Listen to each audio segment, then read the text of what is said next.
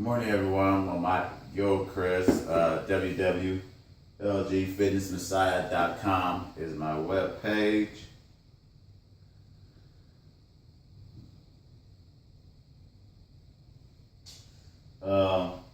Today is the 11th. And I want to talk about how the stick, because I'm going to do a slight kind of demonstration. I always use the stick kind of as a demonstration tool to represent a bar of some sort. But I want to talk some science. I want to talk some realities. And I want to talk some facts. Muscle is designed in the human dynamics in lions and squirrels and birds and whatever species according to its body type, pretty much the same.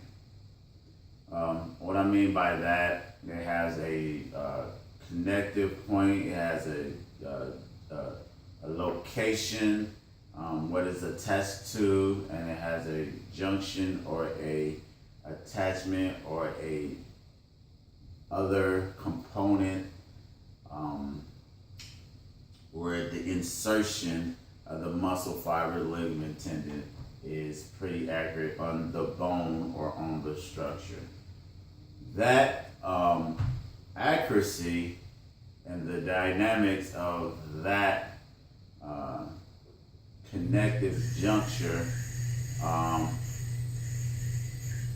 causes mobility along with pulling against the bones, contraction, on a scientific level. So when I hear people, or I've heard people talk about human anatomy, and they talk about working different parts of human anatomy, upper, topper, things and stuff like that. That is pretty much inaccurate as far as like the human anatomy. Like I hear someone says, I want to, let's see what's the term. A lot of people say, like for a chest, for example, someone said, I want to work my tops. Some people say, I want to work my chest and I want to work my bottoms. There's no tops. There's no mid. There's no bottoms to the chest. Chest is comprised of pectoral major, pectoral minor. You have the front delt clavicle tie-in where it ties into the clavicle, sternocleidomastoid tie-in, the rib cage abdominal underneath tie-in.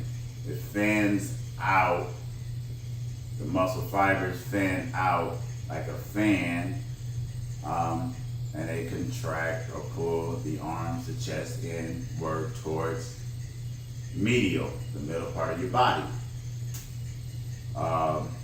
Incline will work the deltoid, clavicle, the steel pectoral tie-in along with the little pull-in of the humerus by the pectoral minor.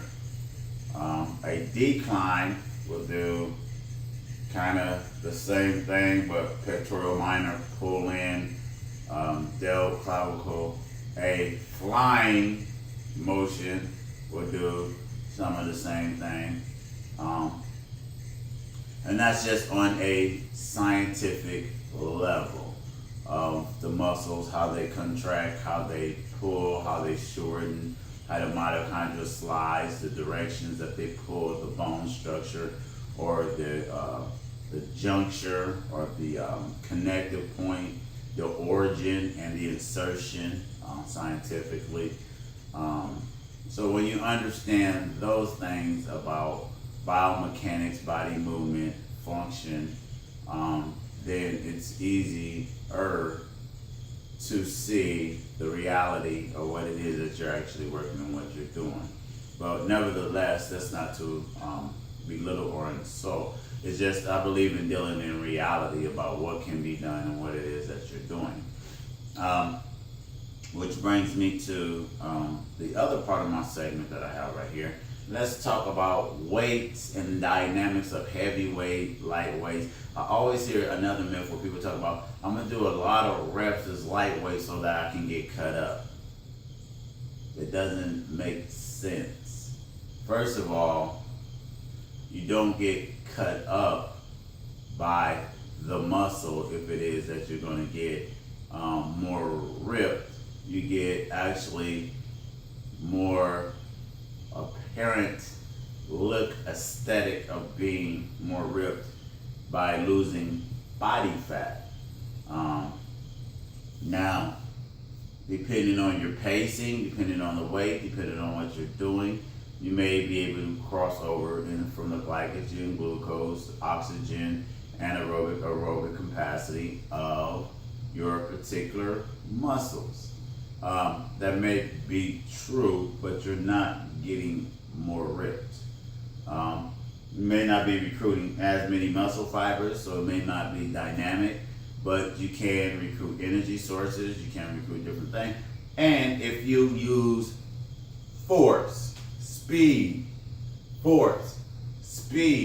you incorporate more muscle fibers, because now more motor muscle fibers have to go to that actual working joint muscle group, because your body has to generate that force, and then the muscle fibers will subside, meaning that the ones that are not needed will not fire off, but you fire that neurotransmitter off. And so you train those neurotransmitters, and you train firing off those muscles by incorporating more muscle fibers. Now, if I incorporate pace, now I'm passing through an energy source in this muscle fibers.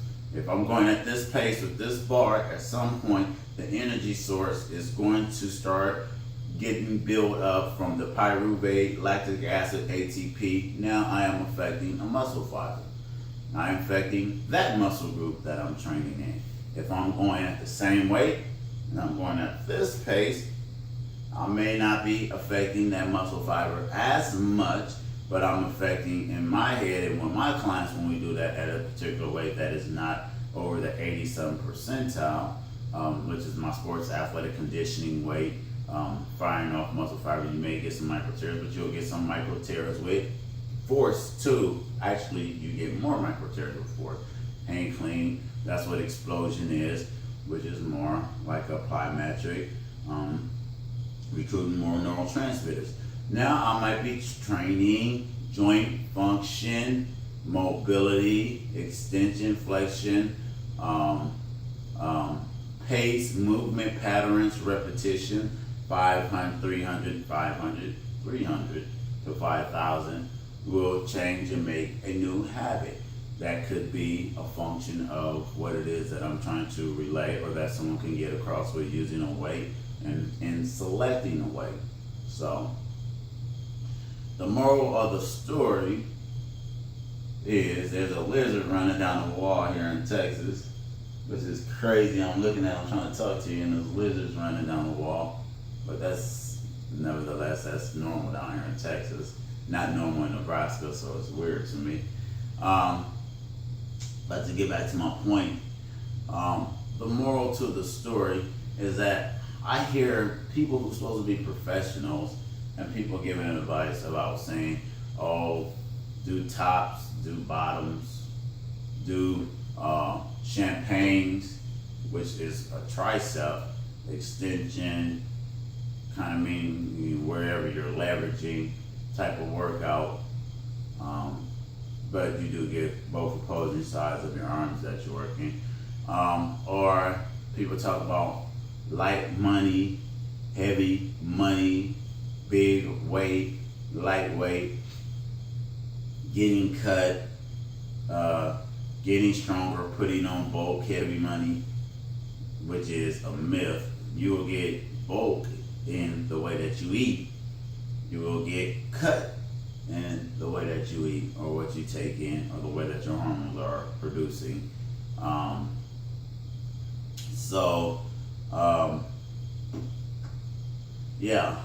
lot of those myths and a lot of those theories and a lot of those things just come from people who did these things, or they done those things and they thought that's what happened, but they're also doing other things, so they correlated or related those things without having an understanding of what's actually going on. No. Yeah, you do this, you're going to start passing through energy sources, you're going to kick up your metabolism if you're using the weight, and hence you're going to start burning calories. And if you're already trying to cut calories, then it's going to go along with that. But if I lift heavy weights, as long as my joints can stand it, and I'm dieting and I'm cutting calories, guess what? I am going to not be bulking up. I'm going to be still losing or getting cut, and I didn't do more weights than I did heavier weight. So the theory does not hold true. And for people who say things like that, not trying to put anyone down. It's kind of like some of the myths or some of the old wives tell about rub this on here or do this and all this other stuff, which doesn't have any scientific basis to it. It may have had it, you may have done it, but something else in the environment caused that. But you related or correlated the reaction of what it is with something else that is totally separate from the reality of what actually did happen or what is actually going on. And to me, there's nothing wrong with that, because that's an education, not really even an education, that's just a knowledge level or an understanding level. You cannot understand something until you understand something. But still, once there is a better understanding and that threshold has been passed and the reality is that it's not doing that, the proper and the more logical and the more sane way is to describe and get a better understanding and use that understanding going forward until something better comes along where that improves that last thought process or that understanding. And mainly is usually from a scientific standpoint or for a better evaluation or better tools to evaluate whatever it is that you call yourself knowing or understanding or having an ideal about. Once again, this is not to insult anyone or to belittle anyone's thought process, or the way that they view their body or the way that they view their workouts. This is about reality. This is about, if I stay at a steady pace, let's say at a walking pace, I'm going to not fatigue as fast as I would that if I went at a jogging pace, or if I went out at a sprinting pace, which I do in my workouts. That's going to cause more muscle fiber firing off oxygen. And if I stay at that pace, then the environment stays the same, so I should fatigue at that same rate because I have to put more energy force. Hence, I'm going to cause a pyruvate, lactic acid, mitochondria, glycogen, glucose, ATP system to be altered on a cellular level, which is going to give me some kind of adaptation inside that muscle group. Plain and simple. If I go extra heavy and I'm pushing, now I got myosin actin catching with muscle fibers, vascular muscle fibers, joint stability, mobility, biomechanics, leverage points. If I understand those and I push a big weight, then I'm going to be in leverage points, muscle fibers, reactions, ligaments, tendons, and maybe some micro tears that will cause a adaptation in the environment because I changed the environment. Same thing as if I took a lighter weight and I, boom, throw it as hard as I can, firing off neurotransmitters, muscle fibers about to be incorporated, generating force, using the weight as force going forward, or force with speed equal a heavier weight in theory, or more muscle fibers, which I'm going to call the adaptation, micro tears, and the ballistic or that fast contraction, firing off neurotransmitters in a muscle fiber. And then there's other things that go on inside there that you can train, different things, balance, leverage points, blah, blah, blah.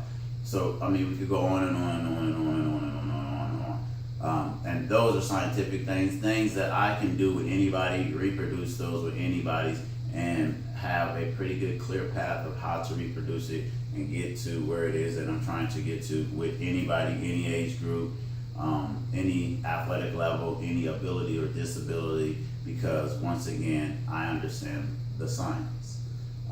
Someone else may be able to do it, may not be able to do it, may cause someone to get injured because they don't understand the ligaments, tendons, leverage points, and all this stuff, and the science, and they're saying, do this because I do this, or do this because I see somebody else do it. Don't understand what's going on a cellular biomechanical level or inside your body. Once again, not knocking anyone, but everyone thinks that they're authority on movement, biomechanics, weight training, lifting weights, just because anyone can lift weights, anyone can eat, but doesn't make you a authority, or it makes you really knowledgeable about health or eating healthy or what's going on inside your body. Like anyone can pick up a guitar, doesn't make you the world's greatest guitar player instead of the piano. Doesn't make you the world's greatest pianist. You can draw a picture, doesn't make you an artist. Just like lifting weights don't make you a trainer or make you knowledgeable about what's going on in the training aspect of lifting weights. So keep that in mind. I hope this informational kind of debunks some of the myths and gives you a better understanding about working out and the different ways you can affect your body. Peace.